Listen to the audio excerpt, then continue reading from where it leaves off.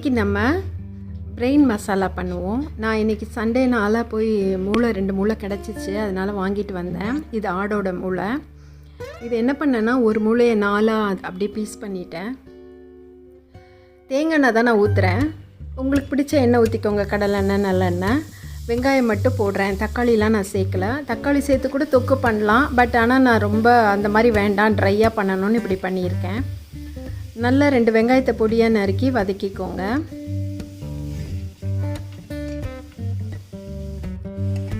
இதை நல்ல இரும்பு கடாயில் பண்ணால் இன்னும் நல்லா வரும், ரோஸ்ட் ஆகும்.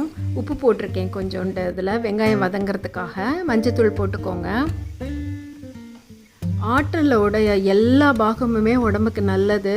ஆனால் குடல்லாம் என் பிள்ளைங்க சாப்பிட மாட்டாங்க, அதனால் நான் செய்கிறதில்ல.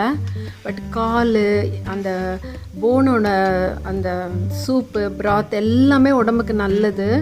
கண்டிப்பாக நீங்கள் வாரத்தில் 2 நாள் செஞ்சு கொடுங்க. இஞ்சி பூண்டு பேஸ்ட் போட்டுக்கோங்க 1 ஸ்பூனு. பிள்ளைங்களுக்கு இந்த இப்போ விற்கிற அந்த ப்ராய்லர் சிக்கன் அவ்வளோவா சேர்த்துக்காதீங்க. மட்டன் வாரத்தில் 1 நாள்னாலும் மட்டன் சேருங்க. அதுதான் அந்த இம்யூன் சிஸ்டம் நல்லாயிருக்கும். நல்லா வதக்கிக்கோங்க. இந்த மாதிரி இரும்பு பாத்திரத்தில் போட்டு வதக்கும் போது அது நல்லா வதங்கும். கொஞ்சம் மிளகு சீரகம் பொடி பண்ணி வச்சுக்கலாம்.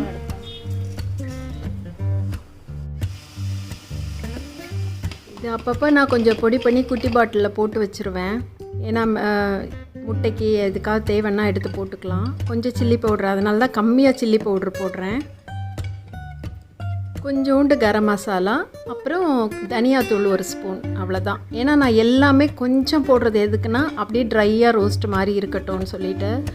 நான் இது வாங்கிட்டு வந்த அன்றைக்கி மட்டனும் வாங்கிட்டு வந்தேன், பிரியாணி பண்ணேன். ஸோ பிரியாணி ஒரு டைமும் இது ஒரு டைமும் நான் பண்ணி கொடுத்தேன். நல்லா அந்த தேங்காய் எண்ணெயில் ஃபஸ்ட்டு வதக்கிக்கோங்க.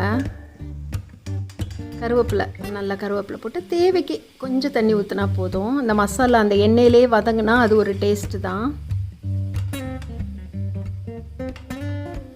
வெங்காயம் எவ்வளோ பொடியாக வெட்ட முடியுமோ அது வெட்டிக்கோங்க. நான் அந்த சாப்பரில் போட்டேன் மிக்சியில், அதனால தான் இவ்வளோ பொடியாக கிடச்சிது. இப்போ அந்த வெட்டி வச்ச அந்த மூளையை எடுத்து அதில் அப்படியே ஒரு பீஸாக அலுங்காமல் வைக்கணும். இதை போட்டு ரொம்ப அப்படி இப்படிலாம் பண்ணிடக்கூடாது, உடஞ்சிரும். 2வது கழுவும் போது ரொம்ப பார்த்து தான் கழுவணும். அதை கிளறும் போது எல்லா டைமுமே ரொம்ப கேர்ஃபுல்லாக பண்ணணும். அப்படியே மெதுவாக திருப்பி போட்டு தீயை ஒரு மீடியமில் வச்சு நம்ம அப்படியே வதக்கி எடுக்கணும். ஈஸ்டர் அன்றைக்கி நாங்கள் தலப்பா கட்டி போகும்போது இது ஆர்டர் பண்ணியிருந்தோம்.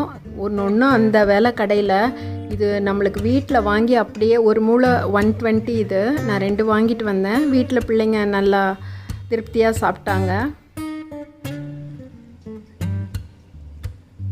மேலே நல்ல மிளகு சீரகம், ஒரு கவிச்ச ஸ்மெல்லோ எதுவுமே வராது பார்த்துக்கோங்க. ஏன்னா அவ்வளோ மஞ்சத்தூள் போட்டிருக்கோம், நம்ம காரத்துக்கு மிளகு போட்டிருக்கோம். வேணால் பச்சை மிளகா கூட ஒன்று கீறி போட்டுக்கலாம்.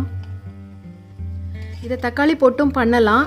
அது கொஞ்சம் தொக்கு மாதிரி வச்சுக்கலாம். நம்ம எதுக்காவது தோசைக்கோ இல்லைனா ரைஸ்க்கு சைட் டிஷ்ஷாவோ பசஞ்சு சாப்பிடவோ கூட வச்சுக்கலாம். ஆனால் முட்டை போடுவாங்க கடையில். பார்த்தீங்கன்னா மூளை ஃப்ரை பண்ணும் போது அவன் முட்டை போடுவான், நம்ம அது போடலை. அவ்வளோதான் பார்த்துக்கோங்க. கொஞ்சம் நேரத்தில் ரெடி ஆகிடுச்சு, சீக்கிரம் குக் ஆயிரும். அது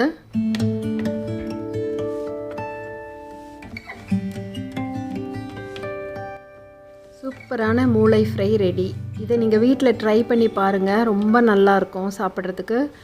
திருப்பி பிள்ளைங்க கேட்பாங்க கண்டிப்பாக. மேலே கொஞ்சம் கொத்தமல்லி இலை போட்டுக்கோங்க, அவ்வளோதான். தேங்க்யூ.